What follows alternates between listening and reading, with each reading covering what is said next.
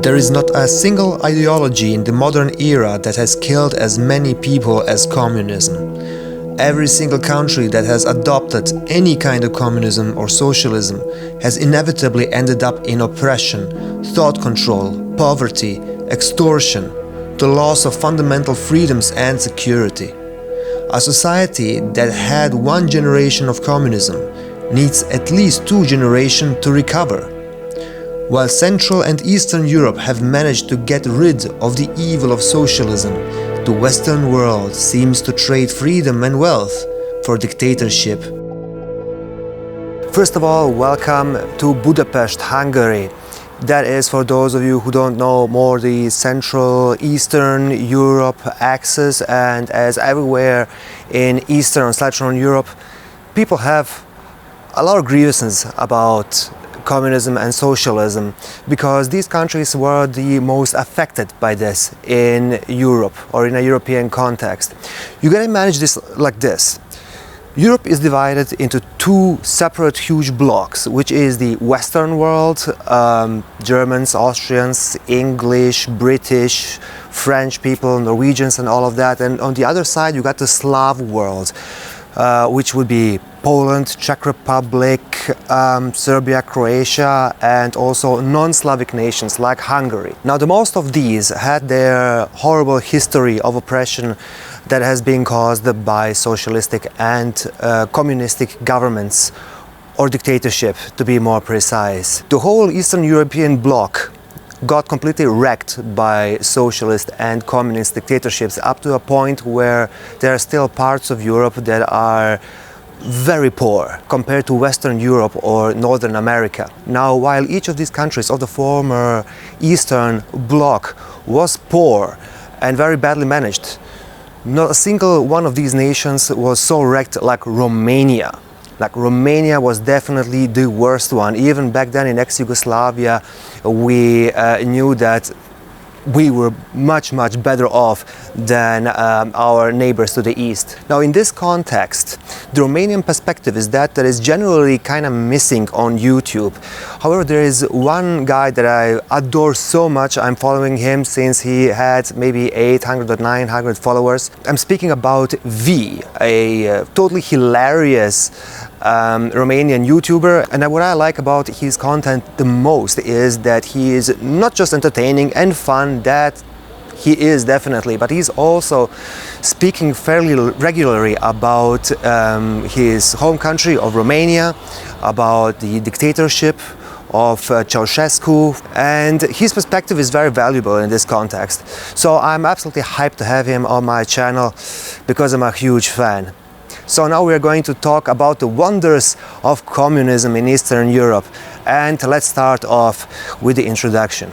I guess I used to be very poor, but then I also got, I can't say wealthy, but middle class. So I experienced various ways of life. I managed to finish law school, but because of the economic depression that happened at the time, couldn't find a job. Eventually landed a job in a hospital as a front clerk, and I really liked the atmosphere there, so I decided to go through med school, and I managed to finish that as well. But it doesn't really pay that much here. I mean, a doctor in Romania, when I was there, that freshly graduated, was making around $300. So my YouTube channel was taking off, and I was starting to earn more and more. And I did the hard but financial decision in order to focus more on entertaining people and bringing joy into their life, while also talking about certain subjects that I find interesting. When you kind of think back at socialism or communism back in Romania, what are the associations you might have there? Like, instantaneously, emotionally, not really thinking about it, what comes first to mind? Thought control, thought policing, trying to control every single aspect of an individual's life. The idea of that there is only one correct way of thinking and one correct way of doing things. Demonizing the opposition, demonizing capitalism, dehumanizing capitalism to the point where rock music was banned in Romania because it would humanize Westerners, which is very funny because rock music was actually considered to be left-leaning in America, it was considered to be bad because some metal bands were against Christianity and they were promoting atheism, or a different way of thinking. They were edgy. Yeah, it was banned here. And it's also the idea of getting people enslaved by the government, because the government gets to control your property. They can take it away from you at any time. The government allows you to get a job. If you don't have a communist membership card, then the government can just get you fired. And then political suppression, like certain people are clearly not allowed to have political opinions, and others can even go to prison if they manage to influence the public in a negative way. If you want to compare Romania's dictatorship, it would be very similar to what North Korea does right now. I know a lot of Romanians that looked at footage from journalists that went into North Korea, and they were saying, oh, wow, that's very similar to how our country used to look like. You have the cult of the personality for the leader. The leader was considered to be responsible for everything good that's happening in the nation. His wife was considered to be the most smartest person in the world. She was a world-renowned scientist, but this was what we like to call an open secret, because people knew that she couldn't even tell the chemical formula for water, but she was presenting herself as a world-renowned chemist. And the way it was being done, it was that anyone that challenged it would have been punished. Like, it was unthinkable to challenge this open secret, even though everyone knew it wasn't true. Simply by adding it in a public sphere and saying that you don't believe that, there would be repercussions. And all the institutions were subjected by the Communist Party. All the institutions gave them credit, and they gave her prizes. And there's even a thing that I want to make a YouTube video about.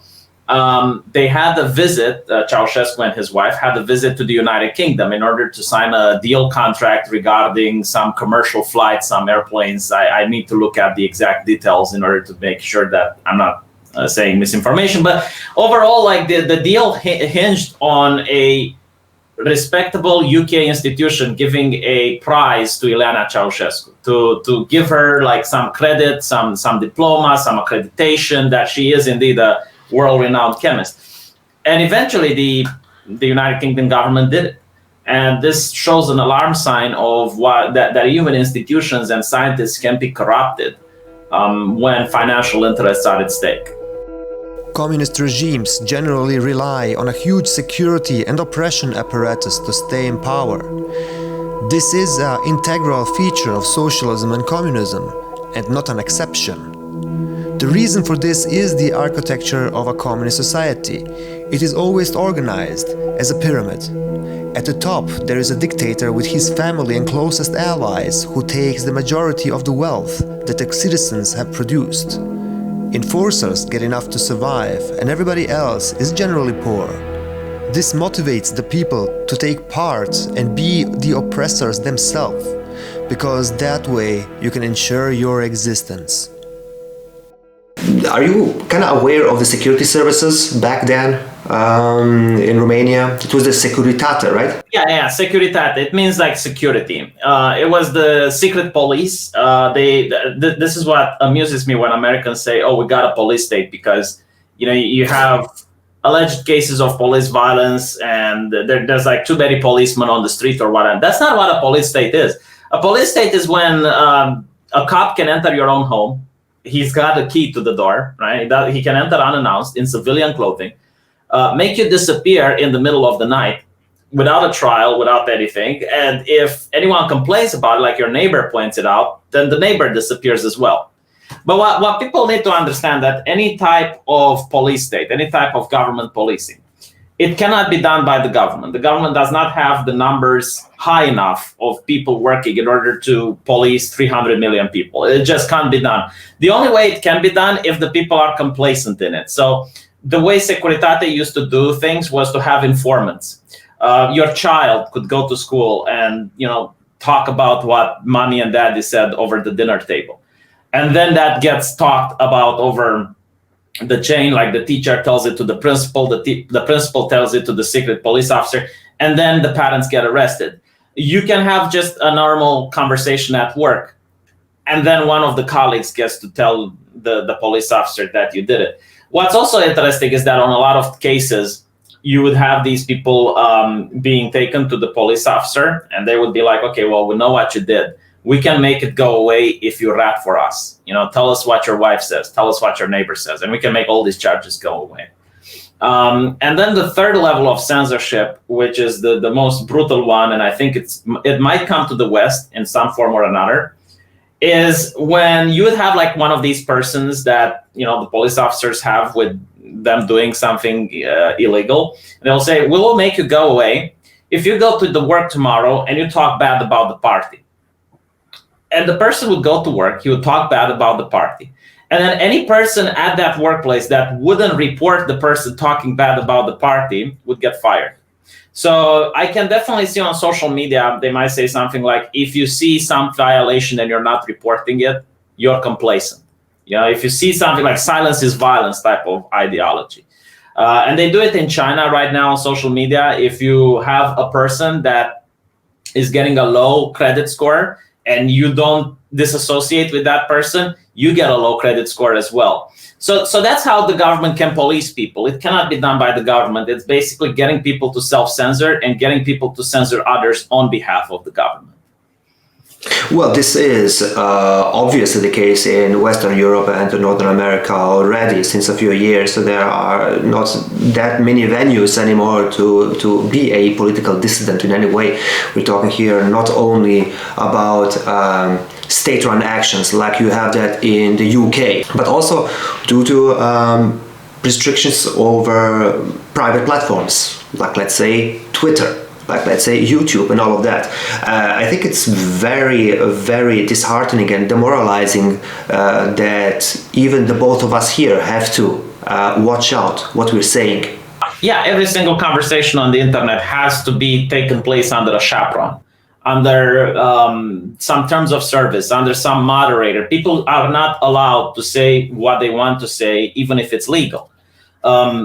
You have pedophiles, people convicted with child molestation by trying to groom children over the internet. When they get out of prison, they can still use Facebook. Alex Jones cannot use Facebook. It's just mind-boggling.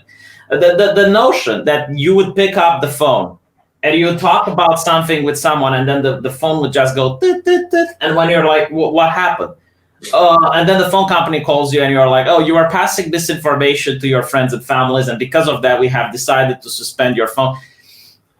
It's bizarre, you know, it's not a good thing. And the fact that people do not protest against these companies, and I notice protesting against corporations is something that doesn't happen anymore, even though it's historically happened in the American history and in Western history. Like, people would protest against a factory. They would protest against a mining company.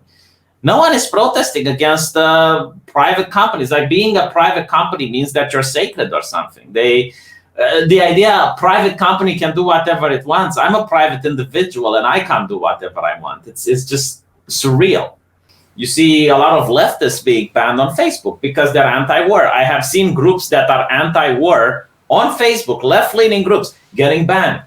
Why? Because it's not in the establishment interest. They probably have some backroom deals with some politicians or, you know, some other groups, and it's not their interest to allow an anti-war sentiment to spread and poison the new leftist movement. I have seen respectable journalists at the New York Times, which are left-leaning people, being backstabbed by the far leftists and replaced because they're not left enough.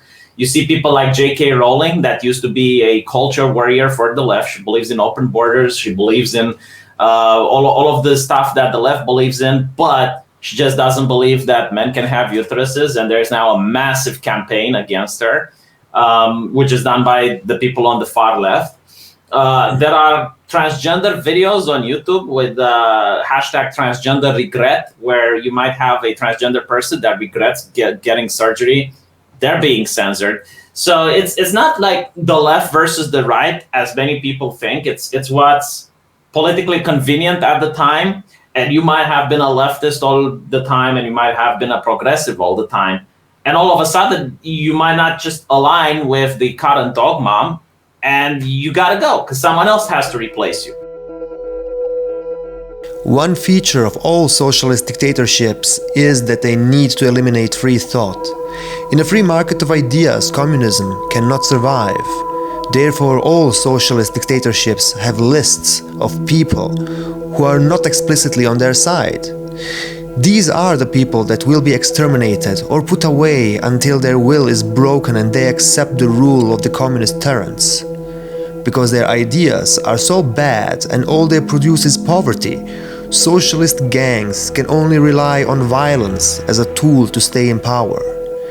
This attracts violent and psychopathic personalities into the organization, freaks, social outcasts, and mentally disturbed people on a power trip get to decide who will live and who will disappear.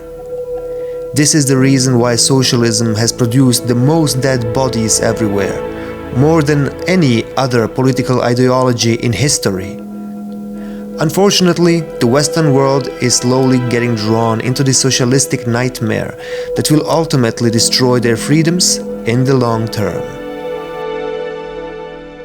They want to turn things into California, right? If you look at California now, you get to see massive unemployment, massive homelessness, massive wage disparity. And that's the future that I think they want to bring. They don't want socialism. They want the American type of socialism, whether the corporations, the very wealthy, they get to keep what they earn, but whenever they go bankrupt, they go to the taxpayer in order to bail them out. And I think this is a new system. I don't think this is actual socialism or communism or what have you. But they do use socialism and communism as ideologies in order to attack the people on the right that are calling this system out, and they're saying this needs to stop. Ultimately, you choose if you want to give them power or not. If you let fear control your actions, your freedoms, and you yourself will slowly fade away. So that's it. Maybe you have learned something here about the wonders of communism and socialism in Eastern Europe. Look guys, do follow V on all of his social media channels. I've included these down below in the info box. If you're new to my channel, do subscribe and share this video to somebody who would have any kind of value out of it. Alright guys, I will see you soon.